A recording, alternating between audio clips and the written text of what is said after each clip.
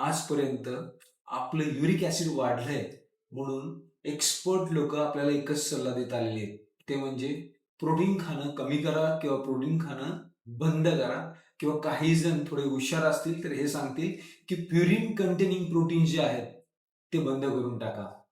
हा जो सल्ला आहे की प्रोटीन खाणं बंद करा किंवा कमी करा, हा योग्य आहे का आणि त्याचं पालन केलं पाहिजे का आपण, याच्याविषयी एका सायंटिफिक एक्सप्लेनेशनद्वारे मी तुम्हाला समजावून सांगण्याचा प्रयत्न करणार आहे. सगळ्यात पहिल्यांदा तर हे जाणून घेणं गरजेचं आहे की आपल्या शरीरामध्ये हे युरिक ऍसिड येतंय कुठून, हे बनतं कसं. तर याचे दोन मेकॅनिझम्स आहेत. त्यातलं पहिलं म्हणजे आपल्या जेवणातून जे काही अन्नपदार्थ आहेत त्याच्यातून युरिक ऍसिड बनत असतं. तर ते जेवणातून कोणते, तर प्युरिन कंटेनिंग प्रोटीन्स. तर प्युरिन कंटेनिंग जे काही प्रोटीन्स आहेत त्याची लिस्ट मी तुम्हाला कॅप्शनमध्ये देईन. तर ते जे प्युरिन कंटेनिंग प्रोटीन जेव्हा आपण खातो तेव्हा हे जे प्युरिन्स आहेत हे सगळे युरिक ऍसिडमध्ये कन्वर्ट व्हायला लागतात.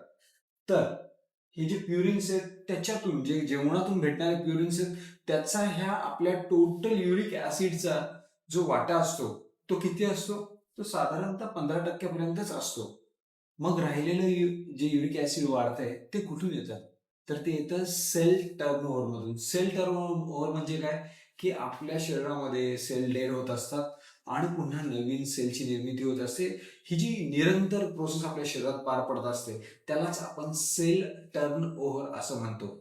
तर ह्या सेल टर्न ओव्हर मध्ये आपल्या प्युरिन्सची निर्मिती होत असते आणि हे जे सगळे प्युरिन्स आहेत हे युरिक ऍसिड मध्ये कन्वर्ट व्हायला लागतात.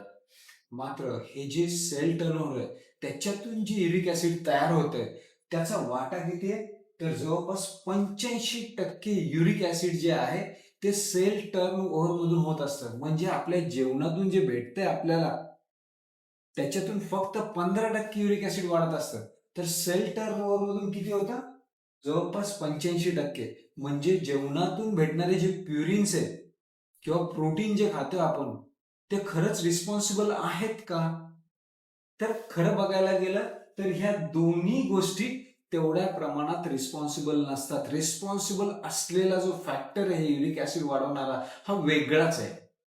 आपल्या शरीरात सगळ्यांच्या शरीरात ह्या गोष्टी घडत असतात. हे सेल टर्नओव्हर सगळ्यांच्या शरीरात घडत असतो. मात्र काही लोकांच्याच शरीरामध्ये ब्लडमध्ये युरिक ऍसिड का वाढलेले असतात, तर त्याचं कारण आपण जाणून घेणं गरजेचं आहे. तेव्हाच कळेल त्या व्यक्तीमध्ये असा कोणता चेंज घडलेला आहे, त्याच्या बॉडीमध्ये असा कोणता बदल घडलेला आहे की ज्याच्यामुळं त्यांच्या युरिक ऍसिड लेवल वाढत चाललेले आहेत. आपल्या ब्लड मधलं जे युरिक ऍसिड असतं ते सगळं युरिक ऍसिड ब्लड थ्रू किडनीमध्ये जातं आणि किडनीमध्ये दोन मेकॅनिझम्स पार पडतात ह्या युरिक ऍसिडसाठी. एक तर हे युरिक ऍसिड आयडियली काय झालं पाहिजे, तर आपल्या लघवी वाटे पूर्णपणे बाहेर निघायला पाहिजे, म्हणजे एक्सक्रिशन झालं पाहिजे त्याचा लघवी वाटे. मात्र इथं काही जणांमध्ये ते लघवी वाटे पूर्णपणे बाहेर पडत नाही. त्याचं एक कारण असतं, ते म्हणजे आपल्या किडनीमध्येच युरेट 1 आणि ग्लूट 9 नावाचे दोन ट्रान्सपोर्टर्स प्रेझेंट असतात. आणि हे जे ट्रान्सपोर्टर्स आहेत त्याला जाऊन आपल्या ब्लड मधलं इन्सुलिन बॉन्ड व्हायला लागतं. ह्या युरेट 1 आणि ग्लूट 9 ला हे इन्सुलिन बॉन्ड होतं आणि जेव्हा हे बॉन्ड होतं तेव्हा एक पाथवे बनतो. त्या पाथवेद्वारे आपल्या किडनीमध्ये पोचलेले युरिक ऍसिड पुन्हा आपल्या ब्लडमध्ये रिअब्सॉर्प्शन व्हायला लागतं.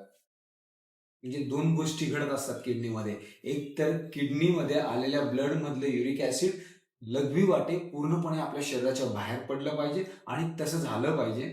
मात्र तसं न होता काही लोकांमध्ये ह्या किडनीमध्ये आलेलं युरिक ऍसिड हे एका ट्रान्सपोर्ट युरेट 1 आणि इन्सुलिनच्या बॉन्डमुळे झालेला जो पाथवे, त्या पाथवे मधून रिअब्सॉर्प्शन व्हायला लागतं आपल्या ब्लडमध्ये आणि पुन्हा हे सगळं किडनी मधलं पोचलेलं युरिक ऍसिड आपल्या ब्लडमध्ये सोडलं जातं आणि आपल्या ब्लड मधल्या युरिक ऍसिड लेवल वाढतच जातात.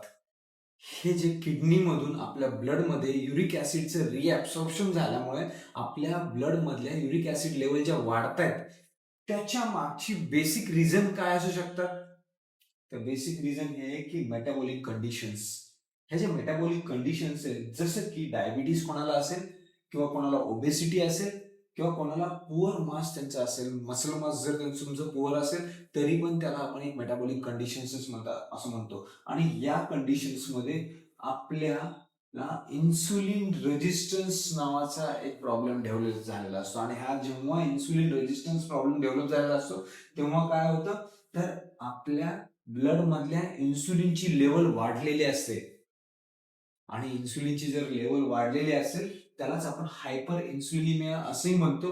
आणि जर हा हायपर इन्सुलिनिमिया झालेला असेल तर मगाशी जसं मी तुम्हाला सांगितलं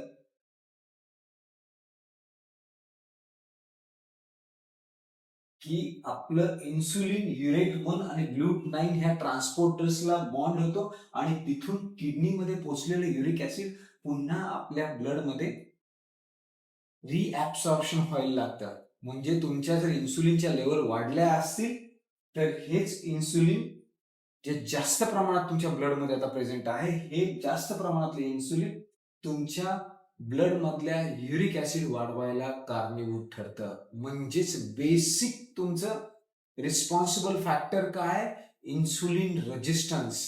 जर तुम्हाला इन्सुलिन रेजिस्टन्स डेव्हलप झाला असेल तर तुमच्या ब्लड मधल्या इन्सुलिनच्या लेवल वाढलेल्या असतात आणि हे जे इन्सुलिन आहे हे तुमच्या ब्लड मधल्या युरिक ऍसिड लेवल वाढवायला रिस्पॉन्सिबल ठरतं. आणि हे इन्सुलिन रेजिस्टन्स डेव्हलप व्हायला कोणत्या कंडिशन्स रिस्पॉन्सिबल ठरलेल्या आहेत, तर ओबेसिटी म्हणजे तुमचं फॅट पर्सेंटेज वाढला असेल तर, किंवा तुमचं मसल मास खूप कमी झाला असेल तर, किंवा तुम्हाला डायबिटीस सारखा आजार झाला असेल, काही जणांना पीसीओडी तर काही जणांना फॅटी लिव्हर.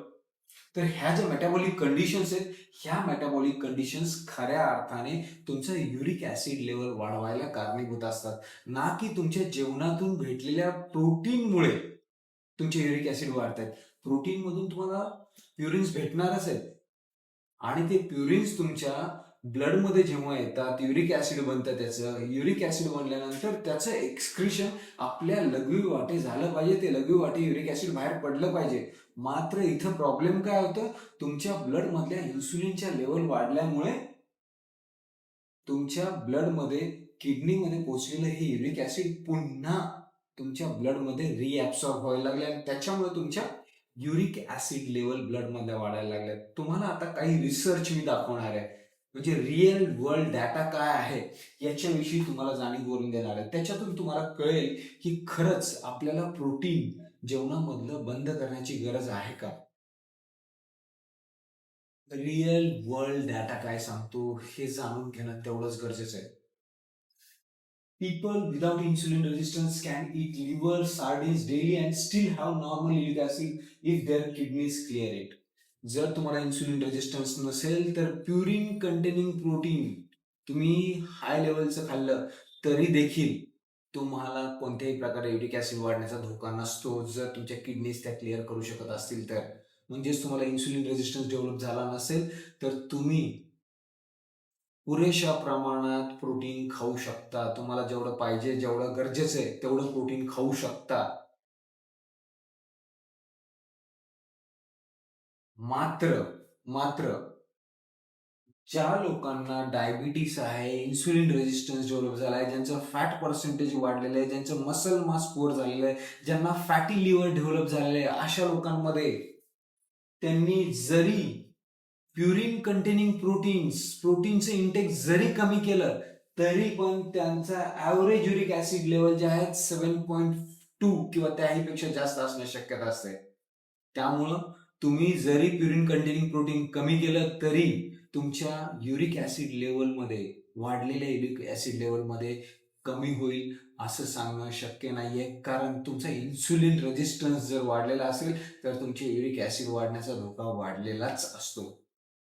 हा फ्रॅमिंगहॅम हार्ट स्टडी हे सांगतो की जर तुम्हाला इन्सुलिन रेजिस्टन्स डेव्हलप झाला असेल तर तुमचा गाऊटचा रिस्क दुपटीपेक्षा जास्त असण्याची शक्यता असते. जर तुम्ही अल्कोहोल आणि फ्रुक्टोजचा इंटेक एकत्र करत असाल तर तुमचं युरिक ऍसिड लेवल खूप आरामात वाढायला सुरुवात होते. त्यामुळं तुमचं इन्सुलिनच्या लेवल तुम्हाला मॅनेज करणं गरजेचं आहे. या सगळ्या गोष्टीचं कन्क्लुजन एकच निघतंय की हे जे युरिक ऍसिड लेवल वाढलेली जी लोक आहेत ते over producers of uric acid नाहीयेत, ते युरिक ऍसिड जास्त प्रमाणात बनवत नाहीयेत, तर ते अंडर एक्सक्रीटर्स ऑफ युरिक ऍसिड आहेत, म्हणजे त्यांच्या लघवीद्वारे युरिक ऍसिड जे बाहेर पडायला पाहिजे ते पुरेशा प्रमाणात बाहेर पडत नाही. आणि त्याचं बेसिक कॉज काय आहे?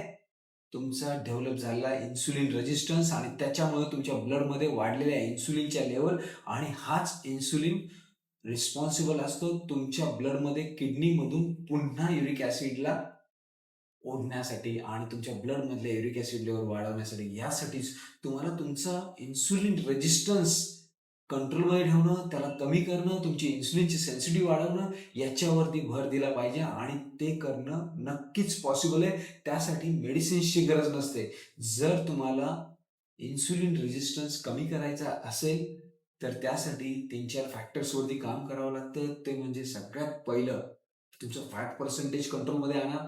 दुसरं, तुमचा मसल मास स्ट्रॉंग बनवायला सुरुवात करा. आणि तिसरं म्हणजे तुमच्या लिव्हरचं हेल्थ. आणि चौथं म्हणायला गेलं तर गट रिहॅब. या गोष्टींद्वारे तुम्ही तुमचा इन्सुलिन रेजिस्टन्स कमी करू शकता, इन्सुलिनची सेन्सिटिव्ह वाढवू शकता, आणि त्याद्वारे तुमचे युरिक ऍसिड लेवल देखील कंट्रोलमध्ये ठेवू शकता.